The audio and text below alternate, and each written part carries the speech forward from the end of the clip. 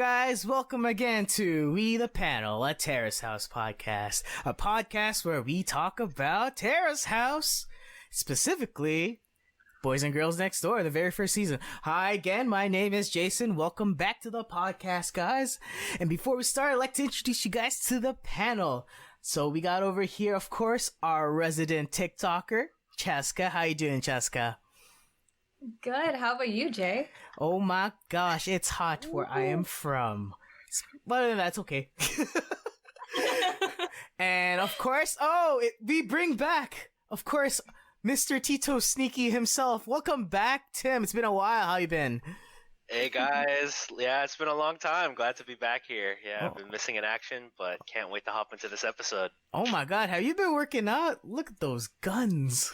No, I don't know what you're talking about. I don't know what you're talking about. Okay. There's nothing to see. Okay, and of course we can't forget the smooth, the magical, the handsome James. What's up, James?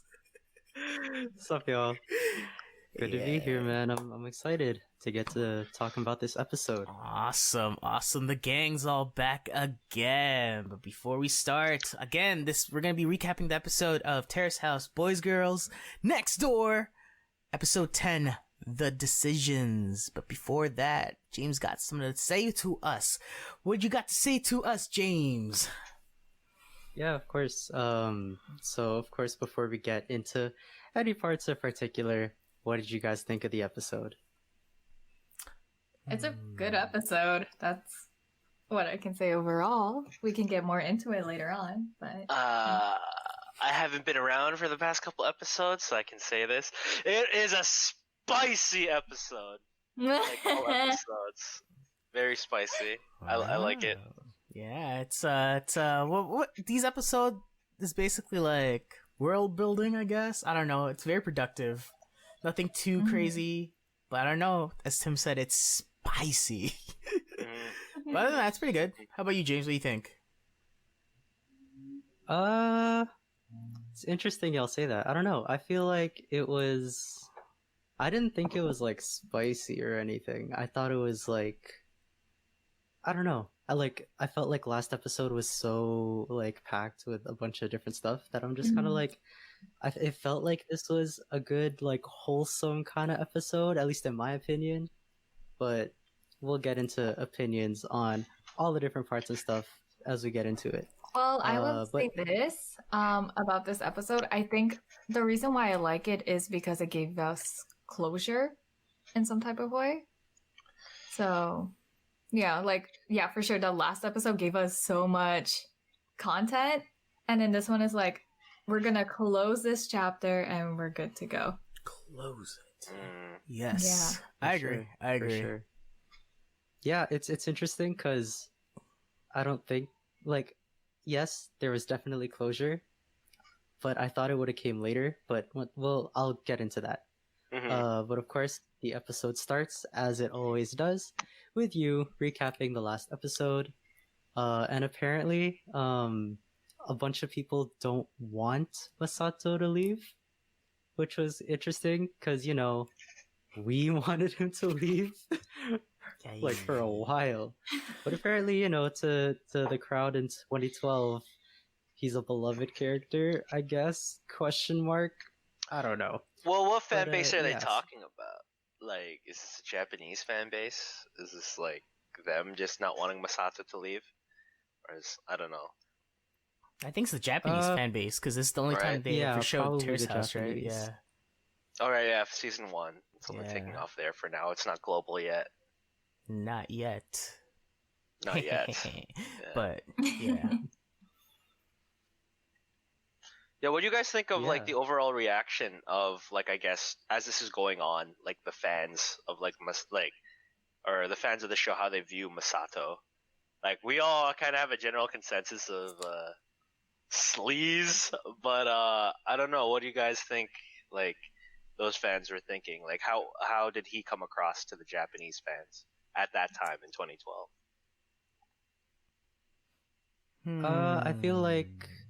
I feel like they see him in a very different light than we do. Because, I don't know, like, at least according to you, and like everything that she says when the episode starts, like she says a lot of things that reflect on like the crowd's perception of all of these people. And I don't know, like at least in terms of what you says, it seems like everyone really likes him. I don't really know why. Maybe it's the fact that he surfs, I guess. But like, yeah, I don't know. It seems that people like him, or at least they don't see what we see. This is like the first season of Terrace House, right? So there's probably like a very raw perspective of what's going on with the show. Like just thinking about someone thinking of leaving, it's probably like, whoa, that's a crazy perspective. Like, can he even do that? So maybe that's why everyone's kind of like in shock. And it seems like the housemates kind of show exactly why he's so loved. Because even the housemates are like, oh my god, like we'll talk about it later on, but everyone loves him, and I think it's mainly because for a young dude, he knows what he's pretty like level-headed in terms of his career goal as being a pro surfer, so that just really radiates a lot more than just his personality and the things that we kind of comment on him. So I can empathize why they really like the guy, but again, we see through him. Yeah. I mean, I agree with Jay. It's like they just respect him on the fact that he is already career heavy, right? And like, I'm just assuming that that's what a lot of people want. And like, if you would assume that these are a female demographic and they're like kind of crushing on Masato, and maybe that's why, it's because he's so career heavy, right? And also, like, again, it is the first season of Terrace House, so everyone is so attached with these characters that once they announce that they're leaving, they don't want to let that go. Makes sense. Yeah. And I guess the people don't know the concept of Terrace House, I guess. You know, because maybe they didn't know that these people could leave. And also, you know, Masato is an attractive guy, I guess. He's in that key age of 20. Yeah, I don't know. I don't see it, but like people see it probably. I don't know. He's a surfer. Now Tecchan, on the other hand. Cool. Yeah, Tecchan, what does he do? Tecchan, basically nothing in the house. Man. Yeah, but like, look how kawaii he is. But that's not attractive. What, doing nothing in the house? No, being kawaii. A guy being a kawaii is not attractive enough. It's not always attractive. Yeah, it can be attractive. But yeah. Yeah. But it's not like someone's like in love with Tecchan. It's more just like, you know, he's baby. Like he's just a baby. Say it, Tim. Say it. It's been a while. Baby boy. Yeah, there we go. Yeah. Okay, but let's get into the episode. Yeah. Oh yeah. Before we get too far into this kind of stuff. So it starts with you, of course, but then after that, it goes into like right where the episode left off, with the date between Seina and Masato, where Masato basically tells Seina that he's leaving Terrace House. And so at the end of the episode, of course, we wanted to know why he was leaving. And this start of the episode is where Masato kind of explains himself. So he basically says that like he needs to become more serious, specifically about his career. And he feels like it's his best decision to go abroad, so he'll be able to surf more, which definitely makes a lot of sense considering that it's becoming winter down in Japan. So he's like, okay, I need to get to a warmer country so I can surf and basically just like stay in top shape, so that way when it becomes like competition time back in Japan, like he'll be ready. So what did y'all think about Masato's explanation? I agree. It's like a hardcore training camp. to put it in Dragon Ball Z terms, he's going into the hyperbolic time chamber. It's Cali. It's like prime surfing area. Oh, nice! That was okay. I didn't even notice, but it's prime training area for all surfers. Warm weather, unlike Japan, and I'm pretty sure like the waves are better out there on the West Coast too compared to Japan. I wouldn't know, not a surfer, but from what's shown in media, yeah, it makes sense. I agree. I mean, you gotta do what you gotta do for your career, right? And like, we all know Masato is willing to do anything for his career. So I feel like moving would be his best shot. Yeah. This is an episode where we don't see him surf, but he talks a lot about surfing. I'm happy. I'm happy about it. Like, yeah, and able to be the best, you gotta compete with the best. It makes perfect sense. Right. See, that's admirable. That's admirable. See, that's why, like, that's a good trait of him. Like, finally, we're seeing some positivity in the guy's repertoire of his personality and character. Like, the rolling of eyes. I mean, yeah. You know what I mean? But, like, sure. That's one thing this episode I like. It really does show Masato being a good guy. Yeah, but it makes sense. He has to be better. Yeah.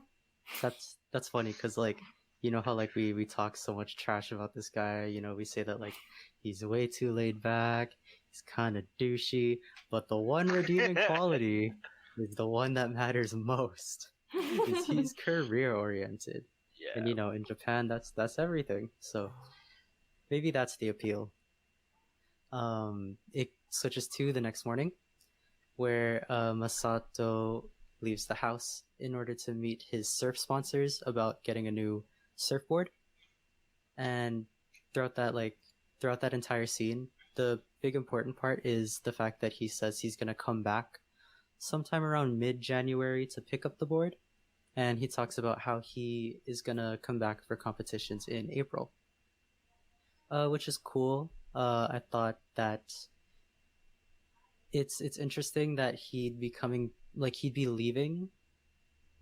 He said he'd be leaving in January, and then he'd be coming back maybe 2 weeks later, and then leaving again. I found that to be kind of interesting. Like if you're gonna stay there, then you should stay there, because he's literally gonna be traveling across the world, for going from America to Japan and then Japan to America. That's not like a 5-hour flight. That's probably maybe 12 hours, 14 hours. So it's interesting to me that he would do that 2 weeks after leaving. But it's his decision, I guess, and I guess he really does need the board. But he has 17 other boards, so I don't understand it, but it's cool, I guess. Yeah, what do y'all think about that? You sound so overburdened. You're so done with this guy. I mean, okay. So I don't know. I feel out of the four of us, I feel I've been I've been trying to gouge for this guy this entire series so far. But I've what y'all are saying throughout the entire series has been complete facts, so oh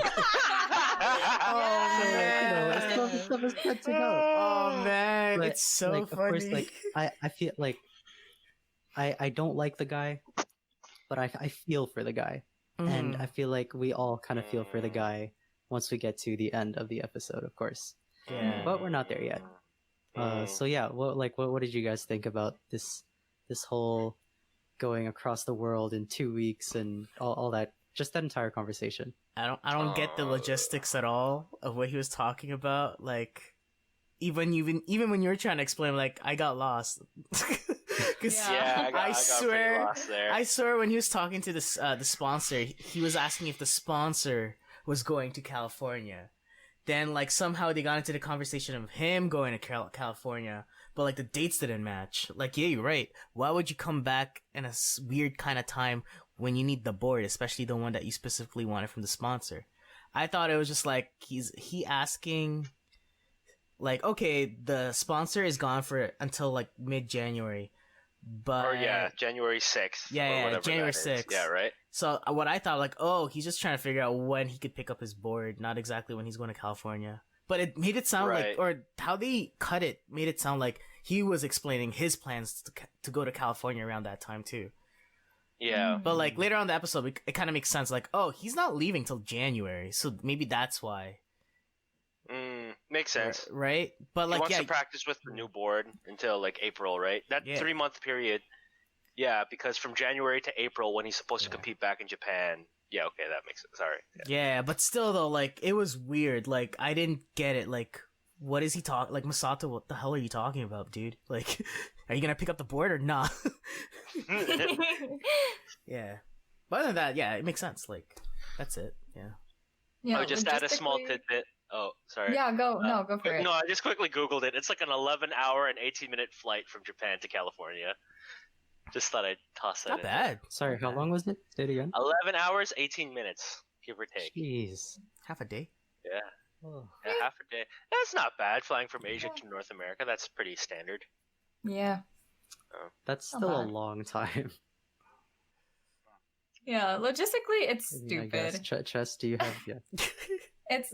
It's stupid. Like, yeah, why would you actually want to go back and forth from America to Japan? I feel like you're gonna be wasting time and money just for, like, going back and forth just to pick up a board. Like, maybe there could be other, like, surfboard companies in California that you can probably try to get a sponsor. Maybe. But, yeah, logistically, I don't see the point in it. Yeah, so moving on. We go to the living room where Rie and Shota are chilling, and Shota's kind of talking about how he's gonna open his art piece, tomorrow. But I feel that wasn't like the main part of that scene. The main part was when Masato shows up, and he says that he has to tell them something. And the funny part about this scene is as soon as Masato says that he has to tell them something, Shota's initial answer is just like, so did you knock someone up? Yeah. What a Shota line. What a Shota line. Oh my gosh. But anyway, before we get to that, the announcement that Masato had, of course, is that he was telling them that he's leaving Terrace House to go abroad. And he explains that, surfers go abroad during the cold season to come back ready for competitions. And I guess they tried to get like a sentimental type of moment, because he explains that, of course, he's loved his time in the house, but he needs to be more serious when it comes to his career. And of course, Shota and Rie understand, but I feel like you could kind of see it in Rie's face that she was like her heart was like broken. Yeah, I saw that. Yeah, it was just a little like, what? Yeah. Sorry. Yeah, go. No, but continue. Keep talking about it, man. What'd you think? I don't know. Rie's fallen from favor in my eyes. I mean, she's alright. I mean, I think my main girl in the house is Sana right now, just because how much she's grown and like, yeah, I don't know, like, okay, like she's sad, cool. I mean, like, I'm not sad to see Masato go, so I'm thinking it's about time. But I mean, yeah. Oh, I got words for the next scene, or 2 scenes from now. Sorry, but yeah, go Jay. It's interesting because like this whole episode, I really feel for Masato. Like the guy is like, okay, I understand him, and I think it really hit Rie hard because I think she's in a similar situation right now. She's trying to juggle things based on her career. Like both Masato and Rie have that same mindset of like career, and they're the same age. So she's like, wow, that's really like admirable of him to be like, I gotta leave Terrace House because I gotta focus on my career. And that really hit her. I think that's why she was like, whoa. you're gonna leave for your career? For sure. That's crazy. Okay. That's a new take. Yeah. Okay. Sorry. Before we go any further, there's one part that I forgot to talk about. Sorry. So during that sentimental part, Rie kind of talks about how like she wanted to become like an actress after AKB, but she never even like thought of leaving the house. And Masato's answer is like, of course, like I don't want to leave, but I have to. Yeah. So continue your thoughts. Yeah, like it really shows like, wow, you could actually make that decision for Ria. Just like, what? That's out of the question. But now it's putting it to her like, you can think like that and it's fine. So I think that's why everyone's like, oh my god, you're leaving Masato. Why?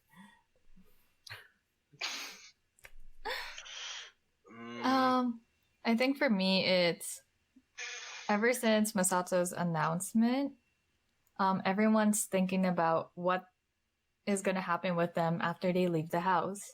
So now they're actually thinking about, if I'm going to leave the house, when? Like, you can see it in Rie, you could probably see it in Shota because he wants to do like a lot of his art, right? And like, we can talk about Sena and Tecchan later on, but yeah, you can just see every character or everyone in the house thinking about when they should leave the house. Yeah. So yeah, Masato's like more of a trigger.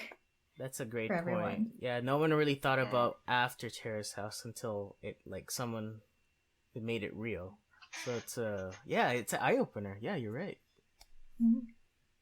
That's very true. That's like I feel like for a lot of them, I feel like it's reached the point where they're kind of comfortable in the house.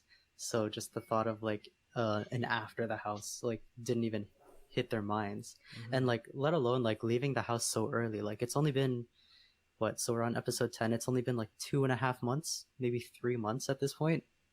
Like that's, at least in my eyes, that's like nothing. So it's so for these people to kind of think like, oh, maybe I should be leaving soon, like maybe it's time for me to go as well. Like that thought just never hit their mind. So it's very interesting, and you could see that like this moment has kind of like it's taken us in like a different turn for the series, I guess. So the scene after this is centered on Rie, where she goes to this, I guess, like mini event with some of the other members, and when in the back room, she has a little conversation with some of them, and her friends or her other members talk about how they've been watching the season, of course, and they just saw the episode with the Sena and Masato kiss, which is spicy. Oh my goodness.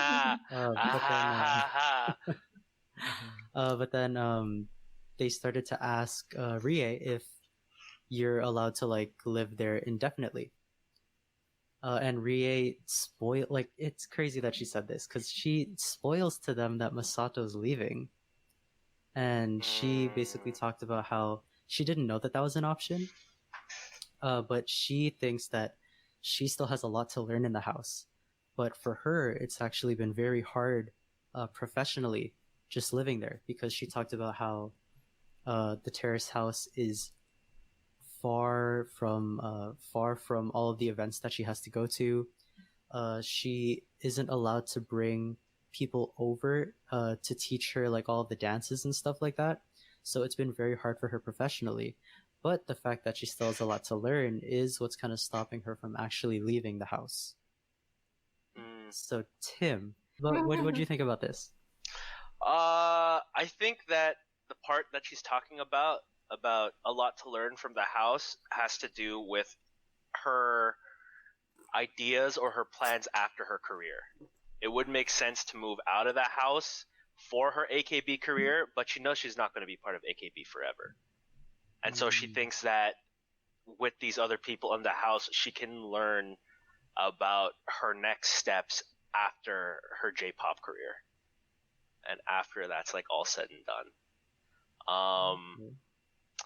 I did like how her friends kind of reenacted the whole shadowy silhouette scene with Masato and Seda. I'm like, okay, I guess that played off different in that time in Japan. They thought it was like a spicy love scene, whereas we now in 2020 saw it and we're like, that's just off-putting. I don't know. I mean, that's how I felt about that scene. But yeah, anyways, Jay, Yeah. what thoughts, opinions? Ideas? Nothing really about like what Ria said. It's more about like how it was shown. Again, this is so meta. Legitly, Rie spoils it for them. Like, that's so cool. Like, I don't know if there's other shows that really kind of does this, or it's like the episode was like based on, it's just like an episode. They're talking about the episode, like, you know what I mean? Like, it's just going back and forth. And the fact that she spoils it, just like, what?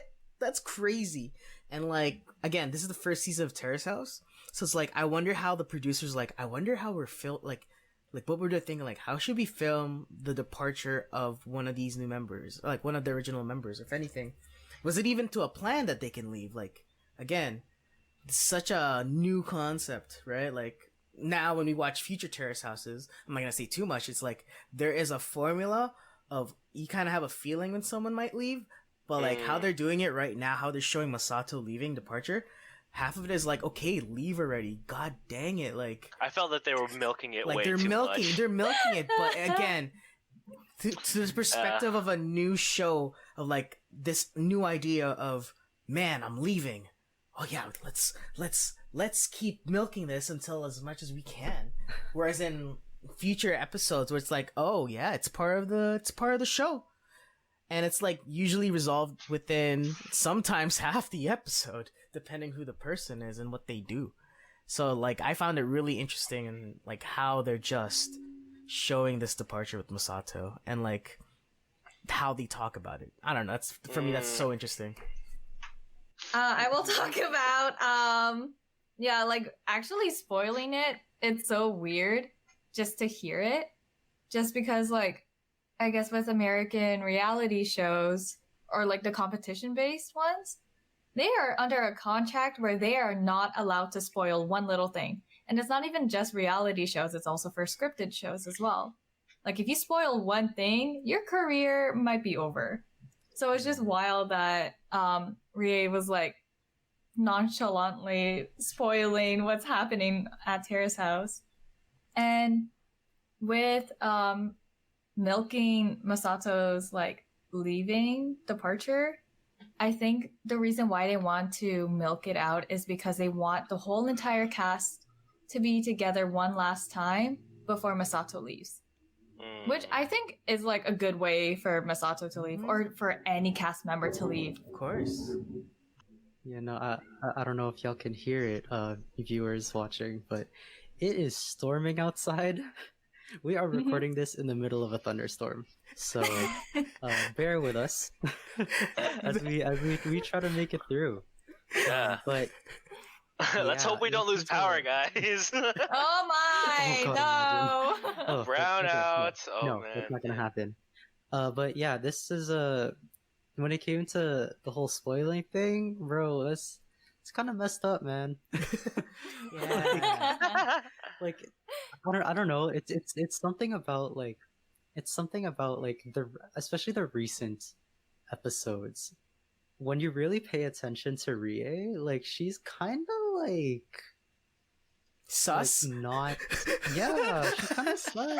yeah. Like, think about it. Like, she talks to Shota, I don't care about your birthday.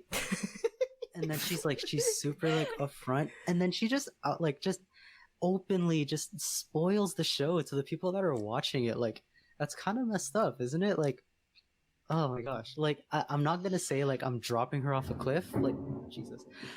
Sorry, thunder. Ooh, that's a big one. I'm not gonna say man. I'm dropping her off a cliff like Tim here, but What? I don't know.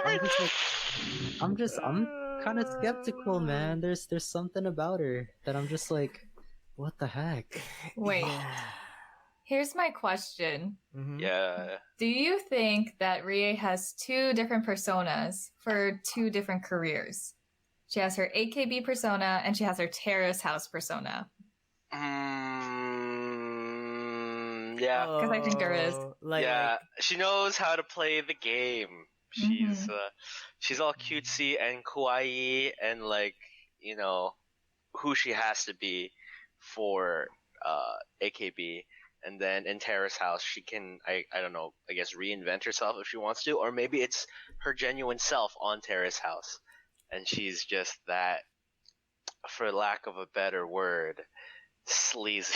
Whoa! I don't think she's sleazy, guys. No. Yeah, I know. I think the best description I could tell her is she's a ruthless businesswoman. That is true. She knows how to play the game.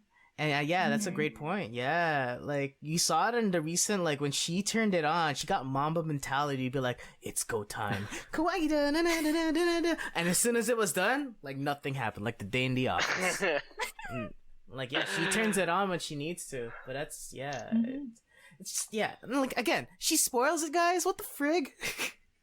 Yeah, I know. And here's the thing. Okay, the showrunners can edit it, but I'm like, why would you want to put that in?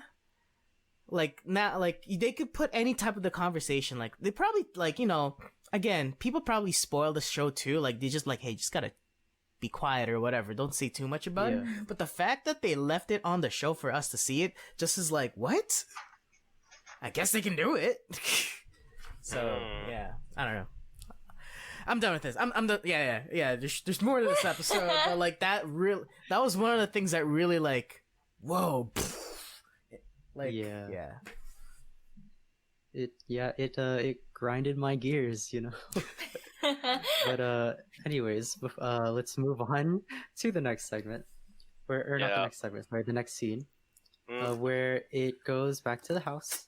Where people are in the playroom watching TV, and some of the housemates are watching an AKB performance on the TV. And Tecchan was the first one to see Rie, and you can just see it. Like Tecchan, like when Tecchan sees Rie, like his face just brightens. Like this guy is so obvious with his feelings that like it's insane. But he says that it's crazy that they live with someone that's on TV. I know Tim wants to say a little something about this. Oh my god. Yeah, I mean, like, dude, you're on TV. Everyone's on TV, but dude, you're on TV now. You're famous. Like, I thought that would have, I guess, sunk in. Remember, I think it was episode 3 when they were all on social media? And then their phones were just blowing up with everyone just messaging them. I'm like, dude, yeah, like, you're in the spotlight now, bro. Like, you know, there's probably girls, like, fangirling over you now, man. Like, you probably have your own fan base. You know, that was a thing. And in terms of, I guess, him fawning over Rie, I think he deserves better. I don't know. I mean, I no longer ship the two. I'm pulling my ballot out of that box. I don't know. I mean, it seemed they were really cute together, especially since they had a crush. But I don't see it fit. I don't see it working out. I don't know. I don't see the fit. What about you guys? Yeah, I was like, did you not notice multiple cameras around you at some points of your day? Maybe they're just really well hidden. I wonder how they do film that. Is it like just secret cameras and angles everywhere, or is this just like a camera crew just sitting on the side with their camera the whole time? Do you want to know, Tim? Do you really want to know, or do you want to? No. That ruins the magic. Yeah. It ruins the magic. Okay. But honestly, like they've been there for 2.5 months. I feel like Tecchan is one of the people that is consistently there, so like maybe he's just used to it. You know, at this point, he doesn't even see the cameras anymore. He's just he walks downstairs every morning, sees the cameras, and just goes on with his day. But also, just remember, Tecchan's baby. So, so of course he's not gonna realize that he's on TV. He's too baby to even see that. He's just starstruck by the love of his life. Yep. No, don't say that. She's I guess. Oh no. Goodness. Oh my gosh. I think Okay, it was wait, maybe... but like at the same time, he's 19. He should notice cameras walking around him. I don't know. And like the thing with Rie, it's cute to see it, but we all know that it's most likely not gonna happen. So for the Tecchan and Rie fans, enjoy while it lasts, because I don't think it's gonna last that long. Me neither. Yeah, it's really not. At this point, just the ship has sailed. I'm pretty sure. The ship has sunk. It has not sailed. It has Oh sunk. my gosh. But Never anyway, left port. But speaking of Tecchan, we will move on to the next scene, where we get to see a nice wholesome little time there between Tecchan and Momo, because they put up a Christmas tree. Oh yeah. And they talk about how they're super excited to celebrate with everyone, and it was really cute. I feel like the producers are trying to show that it's like, hey, there's some potential here, but I don't know. That scene wasn't too important to me, because this next scene is actually what I would really love to talk about.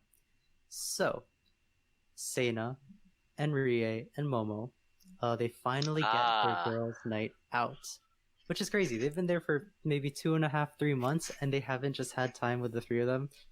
Wild to me, but they're also very busy people. So they have a nice little some drinks together, and Momo asks Sena what Masato is like when they're alone, and Sena is saying some very interesting things, because she says that he's lively and is very interested in what she does, and is very interested in the modeling business, which is crazy because Masato and lively doesn't really mix, but who knows? They have their time together, which was interesting. And when they ask Rie what her conversations with Tecchan is like, Rie just like, I feel like she like roasted him again, saying that their convos are him just being like, oh yeah, what are your top 5 Ghibli movies, and other things that like don't really have much substance. Especially in Rie's perspective, because Rie is one of those people that just really wants to be with someone who can work and is very focused on their work. So at least in her opinion, her conversations with Tecchan really don't have any substance. So what did y'all think about that? There's one other part in that scene, but I wanted to talk about this part first before we get into that little but very important scene. Okay, cool. Yeah, second part of that scene, very important, but we'll get to that. First of all, you can tell a lot about a person based off of their 5 Ghibli movies, okay? That's, all these movies are a work of art, and they all speak its own language, and depending on which one you like, says a lot about, your personality and your goals and how you go about things. So, I mean, I just like to point that out right off the bat. Jay, you're holding your forehead. What are you thinking? Me and Jay are holding the same position right now. What do you mean? What if you can't even name 5 Ghibli movies? Like, what does that tell you? What if I could tell you right now? I could name maybe 4, but like again, like I like Ghibli films, but again, I don't like. I see what you're saying, but again, maybe I'm on Rie's side. There is no substance on, like, okay, it's fun talking about these kinds of conversations with someone, but again, Rie is really looking for like, okay, but tell me something real. Yeah. Something vulnerable, something that gets me going. And unfortunately, I get it. Like, yeah, you could talk about culture, like pop culture, movies as much as you want, but the girl wants something real. And I don't think Tecchan has that in him right now. And like now that I can think, I can only name 4 Ghibli movies, and maybe 4 out of 5 I watched. Yeah. So you could look at me with your eyes of judgment and be like, yeah, I guess Spirited Away's cool. I never watched My Neighbor Totoro, but like I have. You guess Spirited Away. You guess Spirited Away. See what I mean? Like again, okay.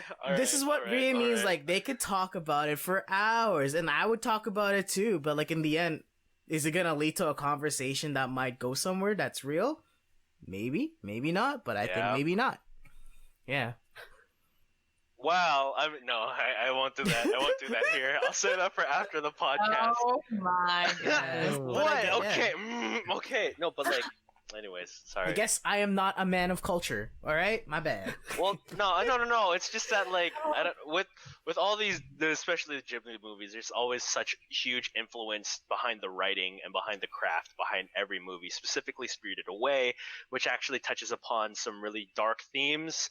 But again, for a different podcast, for a different time. But I mean, that, I don't know. Like, if that's into your top 5, then that kind of leads into the segue into something that's real. Whatever. And I would argue, if someone who really doesn't really care about it, so what? You know what I mean? Like, no, that's like, there's so many opinions about, like, in the end, like, yeah, I love them. They're great movies. But I think that's what Rie's kind of like trying to push towards, like, but tell me more about it besides the movies. Yeah, like for Rie, just talking about Ghibli movies, even though they're great, even though they have like a lot of art and substance inside of it, what she's talking about is very surface level. She's saying that her conversation with Tecchan is just talking about culture and like any movies, music, TV shows that they like. And that's it. They don't talk about anything else beyond that. There's no segue. There's no. Okay. I feel you. It's like culture, done. Like that's all they talk about. Okay. Quick question. All right. Yeah. So based on all the like times they ever hung out with, has there ever been like significant scenes of them talking about something that's like with substance? Like we've seen them go on a date. We just see them having fun, but like, have you ever seen them in a conversation where like shit, stuff got real? I'm just trying to remember. No. Not unless it was like not a one-on-one. I think the closest deep shit was when everyone was opening up about their relationship with their parents. Yeah. And their aspiring futures, but that was everyone at the dinner table. Yeah. And like with what Seina said, like what we see with Masato is like maybe it's surface level, but when she tells what happens with them between the two of them, they're like, we have great like interesting talks, right? Like deep talks. I'm like, oh, that's interesting. So like it's like I guess they're the opposite, like with Tecchan, like, and we see Tecchan a lot, like, and we see Masato a lot, but it's very different in how they interact with other people. Yeah, and then with that, you can see the maturity levels between Masato and Tecchan. Like with Masato, you can easily talk about deep level conversations, while with Tecchan, he's still trying to talk in a deeper level, but as of right now, he's talking on a surface level. Yeah, like he struggles. He does struggle, which makes sense. It'll take time. He's still learning about himself. All I'm saying is, Netflix released all the Ghibli movies, so Spirited Away is quite the movie. I've been working on them, going down the list. Oh yeah, Nice. for sure. But also, this is all very subjective, and you could talk to different people, and I guess they could have different stances on this. But of course, for Rie, she wants to have someone that she can sit down and have a serious conversation with.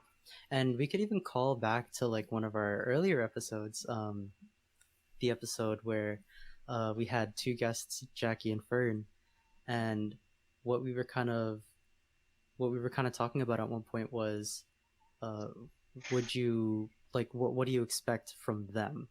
And one thing that we were talking about is like we've seen them on this really cool date where they go out and do a bunch of different stuff, but we wanted to see the two of them just sitting down at like a coffee shop or like at a McDonald's or whatever and just having a conversation.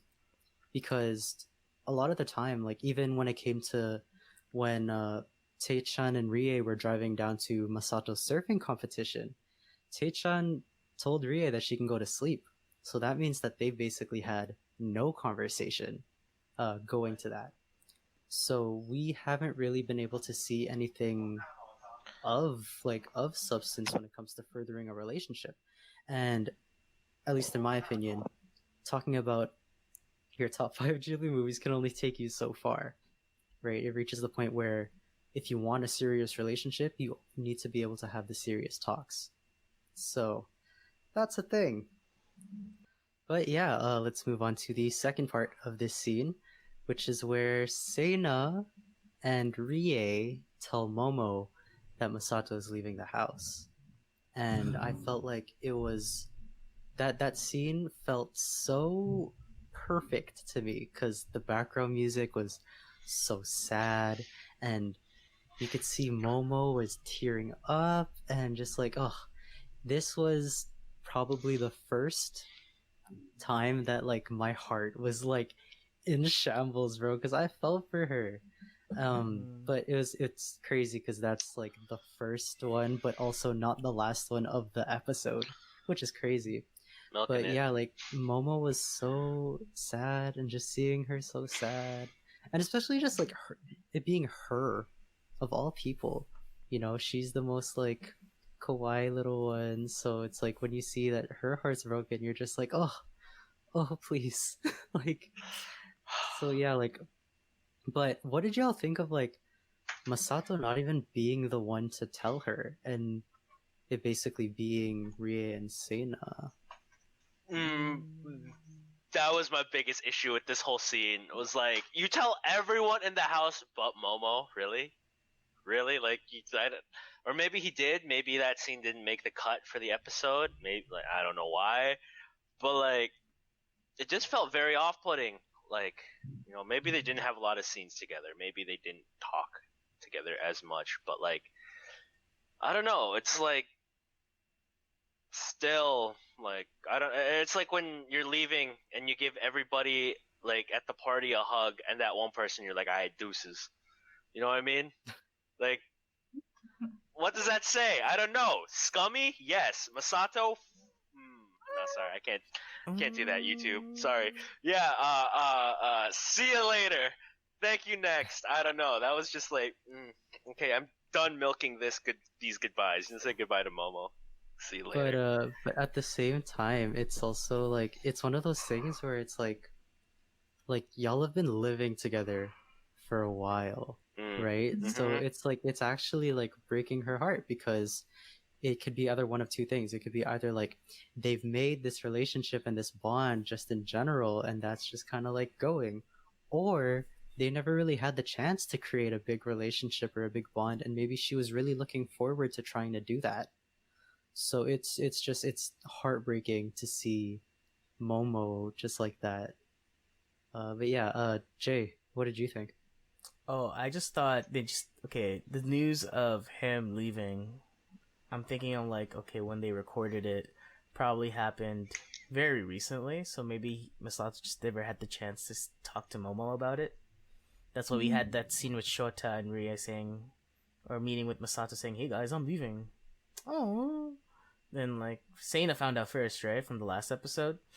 But yeah, I just thought Masato probably never had the chance to like tell Momo yet, and like I hope not. It doesn't come to that point where they haven't made that connection between Masato and Momo. Like I feel like living together in a house, at least you kind of have that, you know, relationship that's close enough that you'll be able to tell him. So like I'm just doing the benefit of the doubt that he just never had the chance yet.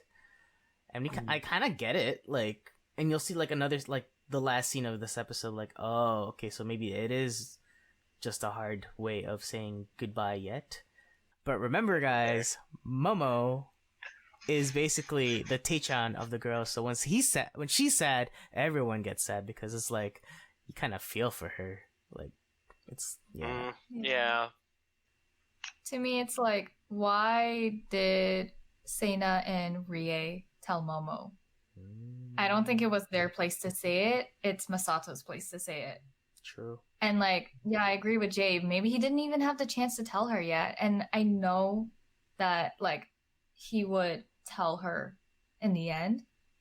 So for me, it's like, Seina, Rie, why did you tell her in the first place? Right? And maybe their relationship, like Masato and Momo's relationship, happened off camera, so we don't know what happened between them two. Fair point. Fair point. The heartfelt moments do not stop there. There are 2 scenes left in this episode. So the one scene starts with Masato asking Rie out on another date, and they do go on the date. They go to an outdoor kind of restaurant for some fresh shirasu, which I'm gonna assume is like maybe like an anchovy, Sardines. Some sort of small fish. Yeah, sardine. And so when they get there, of course they're admiring the view and everything like that. And they talk about how they have a very great respect for each other, and especially about how hard they work for people that are just their age. And Masato had this really interesting so when I watched this, I thought it was gonna go a complete other direction. But Masato talks about how when they first showed up, he never really knew AKB48 like that, and he never like listened to any of their music or anything. But ever since he met Rie, the way that he said it was, even when he would see like a poster, it would invoke feelings for him, and they feelings. Yeah. Basically, like he's saying that, like, AKB's gained a fan, or he said he's more of an AKB fan, or maybe he's more of a Rie fan, which is like, oh man, what are you trying to say there, buddy? Like, yeah. So what did you guys think of that entire restaurant scene? The fish looked really good. Oh? Yeah, the fish looked really good. Looked pretty tasty. That's it? They said it was fresh. They said it was just caught that morning. Just caught live swimming. Like 4, maybe 5 hours before that. Mm-hmm. That was pretty cool. I really admire fresh fish. Okay. What do you think, James? That's it. Talked about the fish. I admire fresh fish. Yes. I knew it. He's just gonna talk about the fish. That's it. Because he's so done with Rie and Masato. Doesn't want to even acknowledge the fact they had a good, wholesome, yet cringy moment. Gosh, man. I dig it, Tim. Welcome back. I missed you, man. I missed this guy. It's just, I don't know. I am done with them.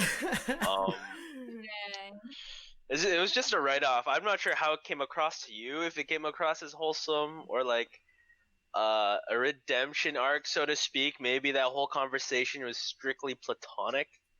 I don't know. It felt really weird and off-putting to have that conversation with Rie, especially since that type of weird relationship dynamic was crammed in 1-2 episodes ago. Meanwhile, we've had this whole build-up with Seina since like episode 2, episode 3, like closer to the beginning, right? And then it had that kind of pseudo payoff with the drunk kiss, I guess. And then, like, I don't know, maybe there's something going to happen in next episode, but with all the individual conversations, this one felt I want to say the editing made it feel forced. I don't know. I agree. Mean, from what, right? Thank you. Like, what they said was, sure, like, okay, like, I admire you for what you're doing, cool, but like, I felt like the way Masato said things kind of insinuated something more than just respect and admiration for her Mamba mentality, so to speak. and I don't know why that sudden switch happened between his focus with Sena or Rie, or maybe he's just trying to get with whoever because the sleaze. But I digress. I don't know. Cheska, what do you think about this scene? I mean, starting with the fish. Oh my god. It looks good. Yeah, cool. All right. I like for the date itself, it was cute for what it is. How Masato Worded his it was kind of weird. It could be the translations that we've read that was weird. But yeah, I mean, like, I feel like they both connected on a whole different maturity and like intellectual level that's why they're both attracted to each other, right? So I think, like, I don't think it would move forward after him moving or like going to California. I don't think it'll move forward, but at least we all know that they had respect for their intellectual side of them, and as well as their career side and their maturity side. True. Yeah, how about you, Jay? Fair. So yeah, I felt like it was kind of forced, just because of the fact that again, the couple episodes ago, I think we all seen that like the moment Rie's like, "Nah, this guy's not worth it." When she kind of questioned him about like, "What do you think about the kiss with Sena and you?" and how he answered it, basically told Rie, "No, I don't want to be affiliated with this guy." So I ever since that, I kind of closed off this shit. But I do agree with you, Cheska. Like, they do respect each other to a high level of like what they do, what they stand for, especially with their careers. Yeah, but it feels like the showrunners are trying to force something here where it's like, I don't think that's what they meant. Where it's like, yeah, because of you now, Rie, I like AKB, and maybe not just AKB, but like I'm just a fan of you. In a sense, as a musician, I guess, aren't you like happy that you got a new fan? So I guess that's cool. True. Yeah. Wait, sorry, but to backpedal a bit. Yeah. Masato and Rie had a conversation about the kiss with Sena. Yeah. Oh, briefly. It was like a brief thing, but it seemed like it was like a test. Because this was after their omelet date, right? Yes, it was. Yeah, it was last episode. Yeah, with her with the cute looking hair. Yeah. Cause with the little the answer she basically got from Masato was like, it's no big deal, whatever. And how I was drunk. Yeah, I was drunk, and Rie basically not an excuse. Yeah, it's like, so something like that, like you could live like that with your life, like that kind of sense. Yeah. And she's not like, you could totally see like, okay, whatever, bye. And she literally said, bye bye. Mama mentality. Yeah, that's it. So yeah, I think they were just trying to force something here. It was great though. It was a great date, or like just a hangout, and brought closure because Masato did say, "Hey, I gotta show you out, be a shonan woman," and yeah, she got that, which is nice. But I think that's it. Yeah. Okay. Okay. Next scene though. Yeah. So the last scene in this episode was, oh man. So you know how I talked about how the whole Momo scene broke my heart, and that was the first time that happened this season. Oh man, this part really pulled on my heartstrings. To give some context, so it goes to the boys' room where Masato and Tecchan are sitting on their beds and they have a talk. So basically Masato's kind of checking in, being like, hey, how you been ever since you failed your firefighter exam and stuff like that, and have you found like some sort of passion or whatever. And Tecchan basically told Masato that before he tried to be a firefighter back when Tecchan was in high school, Tecchan really dreamed of becoming an actor. And he did more than just dream about it. He went to an agency, he passed all the tests, but the problem was that the schooling cost too much for him. He wanted to pay for all the schooling himself, but everything that's needed just costs way too much. And he feels like he wants to do it now, but he's kind of hesitant. He's kind of scared in classic Tecchan fashion, I guess. So Masato, he tries to push him to just take that first step, and he basically just tells him like, you just gotta go for it and then see what happens. And Tecchan agrees, and he's like, oh yeah, like he kind of thanks him for the advice, and then Masato says, now he can leave Terrace House relieved, and that is how he told Tecchan that he's leaving. And as soon as Tecchan heard it, he was just like, what?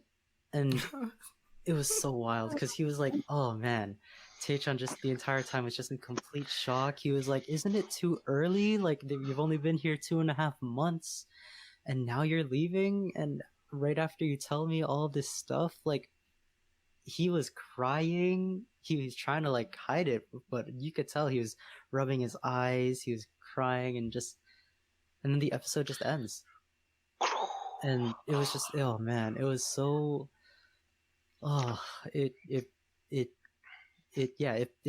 tugged on my heartstrings, because it's just like, bro, like after something that was so like heartfelt, like that is like the heartfelt conversation that needed to happen. And it's good that Masato was really able to find his closure, because at the end of the day, like if you're gonna leave, you need to have some sort of closure. And for Masato, that's what it was. And I talked about like last episode how Masato just wants to, like before he leaves, he just wants to help Tecchan, and he finally did it. So yeah, before I babble on too long, what did you guys think about it?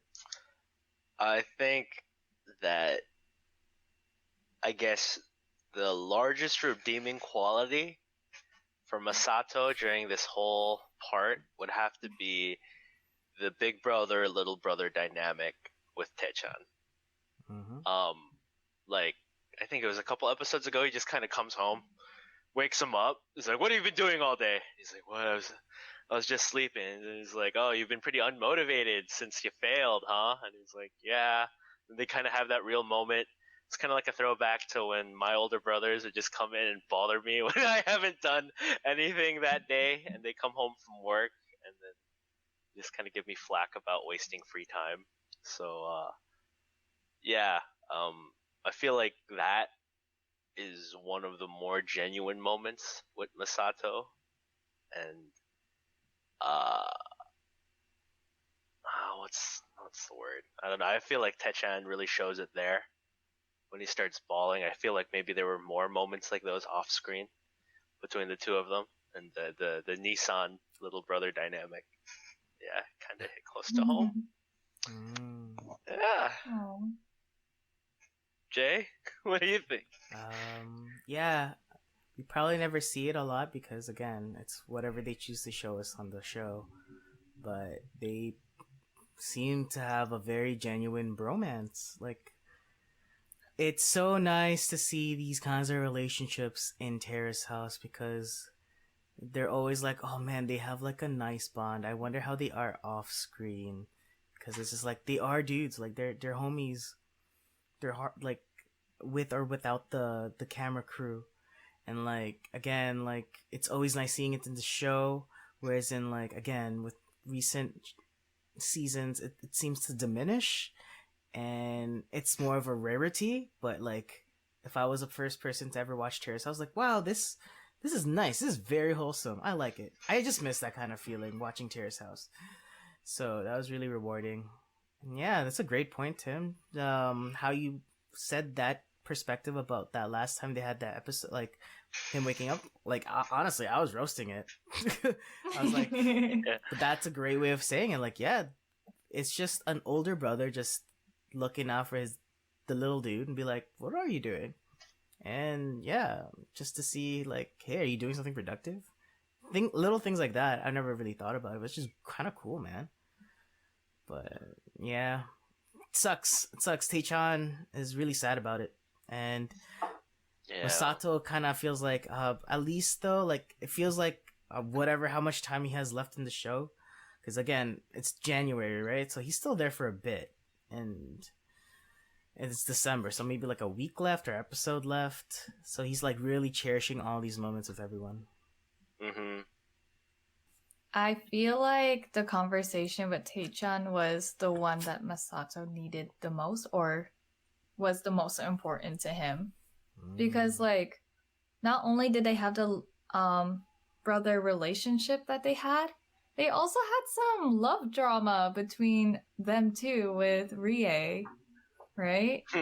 So, All right. so like in a way, they kind of bonded over that. So, like, I'm glad that they kind of developed a brother relationship. I don't know if it's probably over Rie, but for sure, I'm glad it was there. I think with Masato, I feel like with Tim, he saw like something genuine from him, like somewhere in the beginning, and then it just digressed. For me, it took me all until this episode to see something very genuine inside of Masato. Because as you guys could tell from episode 1, I was not having it with Masato. And then it took me all the way to this episode where I'm like, okay, there are some redeeming qualities. Yeah, within him. So yeah. Oh man, yeah. I definitely felt like this conversation was good for both of them. Tecchan needed it because, of course, he did. And Masato needed it for the closure. And yeah, like they definitely did have like a big brother, little brother kind of relationship because of how Masato was very aware of Tecchan's struggles, especially when it comes to his career. And of course, like the way that Tecchan kind of sees Masato and sees Shota in these like higher tiers with them, like Masato could see that. Masato understood that. And yeah, he knew that like in order to truly have closure, like he wants to help someone. And yeah, that's the appeal for Masato, I guess. I guess I would like to point out that people could probably tell that the three of us, so me, Jay, and James, did not grow up with an older brother, and obviously Tim did, because last episode we were roasting Masato and Tecchan just because Masato woke Tecchan up, right?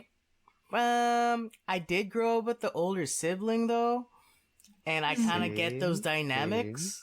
It's just I think it was more like I wish I kind of seen more of these traits of Masato, like even before we knew he was leaving. It's like it's kind of like a waste now, just because now we all know he's leaving. So every moment with him seems to be like, oh well, I can't take it for granted anymore.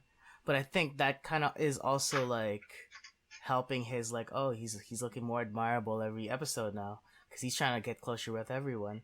But again, like in the end, I still think he's like maybe like I still have like I'm on a fence with him. Like maybe he needs this closure because he's trying to work on himself. You know what I mean? It's like he's doing it all for the people, but really, maybe he's just doing it for himself.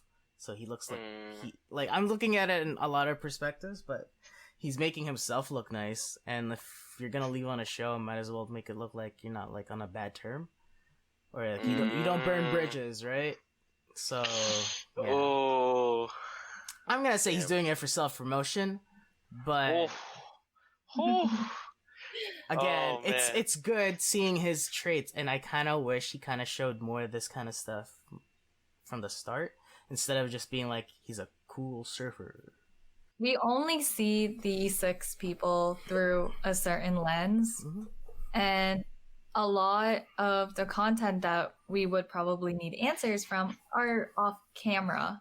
And we won't know what happened unless they actually come out and reveal what actually happened off camera. It's kind of interesting. I say interesting a lot. It's intriguing. Yeah, it's intriguing because I'm like I want to know when Masato's actually gonna leave. You know, like we've mentioned it earlier, of course. But yeah, I've never gone more than one episode knowing that someone's leaving.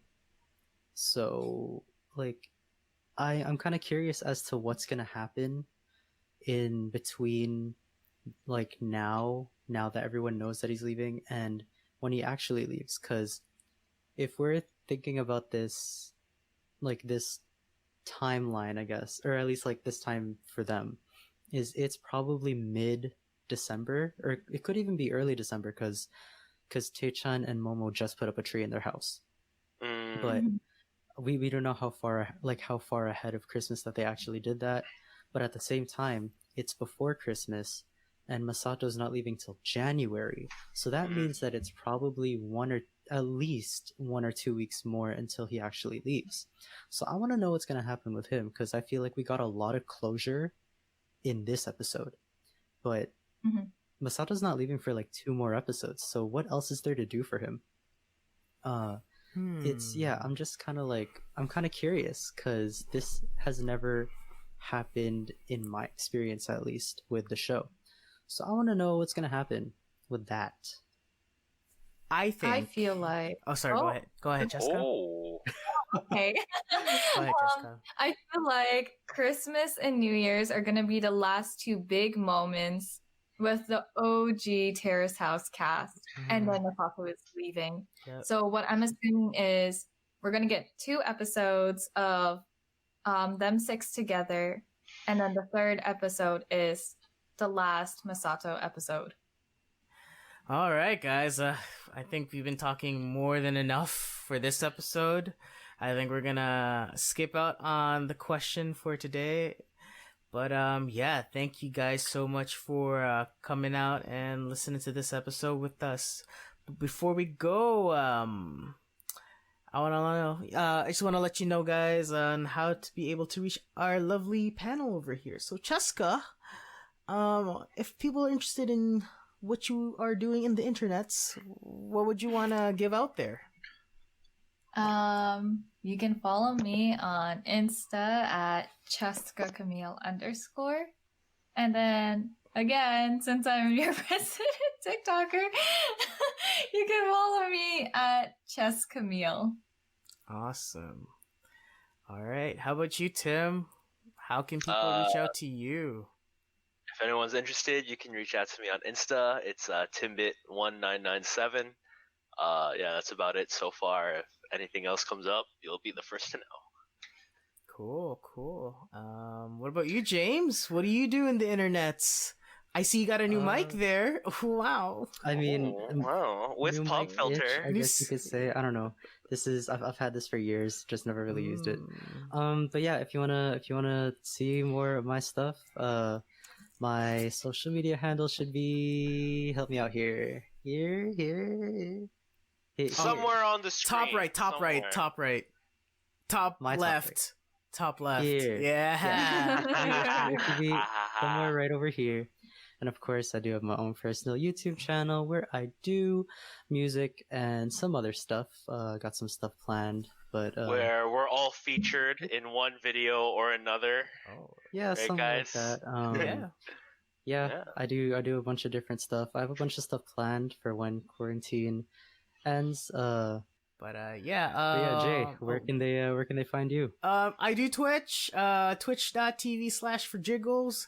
And actually, if you guys are into knowledge, my bike broke, so like if you guys have I have flats. If you guys have tires the size of 26 by 1.95 or around that, please let me know. And you're in my area. I don't want to say. Wait, like they popped? Yeah, they legit popped. Oh, and I need Damn, replacements. bro, you've been going off. Yeah. Wild. Yeah. Now I'm thinking about, I don't even know why I said it. I just miss biking, guys. I don't even think it's possible. Okay. Just put some tape on it and hope for the best. No, Don't do that. It's not Like how it works. legit popped. Yeah, it popped. Okay, No, never no. mind. The way that Jason Blake's. No. Yeah. Where he goes. No. Got you. But yeah. Thanks a lot, everyone, for joining us again for this episode of We the Panel at Terrace House Podcast. Hope you guys have a great day and take care, guys. Take care. Please Bye. don't forget to like and subscribe and leave a comment down below if you like the content that we're making. And if you have any recommendations, requests, comments, or just want to say what's up, please do not forget to comment. Thanks, guys. Have a great night. Wow. Take care, And guys. please wear your mask. Yes. Wear Oh, your wear mask. your masks. Wear your masks. All right. Bye. Bye. Okay. Bye.